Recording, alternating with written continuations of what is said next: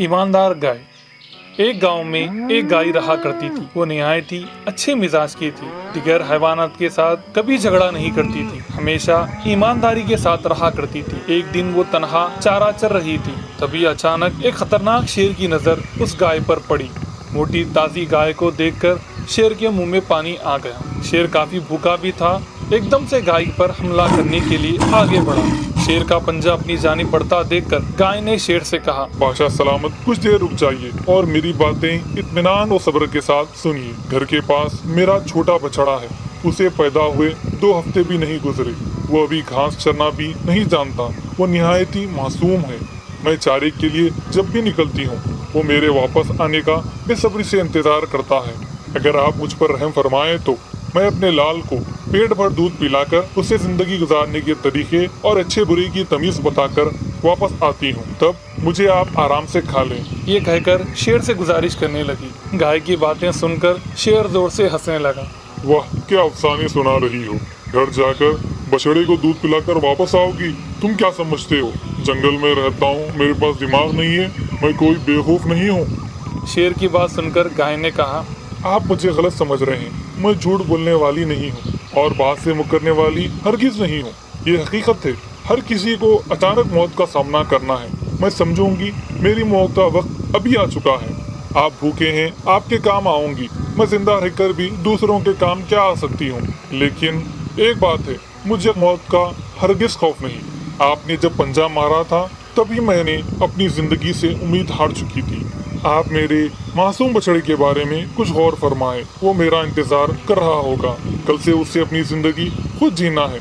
मैं उसे अच्छे बुरे और दुनिया के बारे में कुछ बताकर वापस आती हूँ। साथ ही साथ उसकी भूख दूर कर उसे जी भर देख लूंगी। इसके बाद आप मुझे आराम से खा लें। मुझे कोई इतराज नहीं होगा। ये सारी बातें गाय ने पूरी ईमानदारी के साथ शेर के सामने रखी। शेर कहने लगा, इंसानों में घूमने फिरने वाली जानवर हो तुम। तुम्हारी बातों पर कैसे यकीन करो। लेकिन फिर भी ठीक है, तुमने मेरे सामने गुजारिश की है तो मैं तुम्हें एक मौका देता हूँ। गांव में रहने वाले तुम जैसे जानवरों में कितनी सच्चाई और ईमानदारी होती है, यह मैं भी देखूंगा। चलो जाओ और जाकर वापस आओ। गाय जल्दी जल्दी घर वापस गई। बछड़े को पेट भर दूध पिलाकर उसके जिस्म को मोहब्बत भरी निगाहों से चूमने लगी और दर्द भरी आंखों से गाय ने बछड़े से कहा, मेरे प्यारे, अच्छी जिंदगी गुजारना, सबसे मोहब्बत और प्यार से पेश आना और साथियों से दोस्ती रखना, अपनी बात पर कायम रखना और किसी भी सूरत में झूठ हरगिज मत बोलना, अच्छे बर्ताव से नेक कमाओ। ये सब नसीहत करने के बाद दिल पर पत्थर लिए जंगल की जानिब बढ़ने लगी। शेर बेसब्री से गाय का इंतजार कर रहा था। गाय को वापस अपनी जानिब आता देख शेर ताज्जुब से हैरत में पड़ गया। वाह, क्या बात है। ये गाय कितनी ईमानदार है।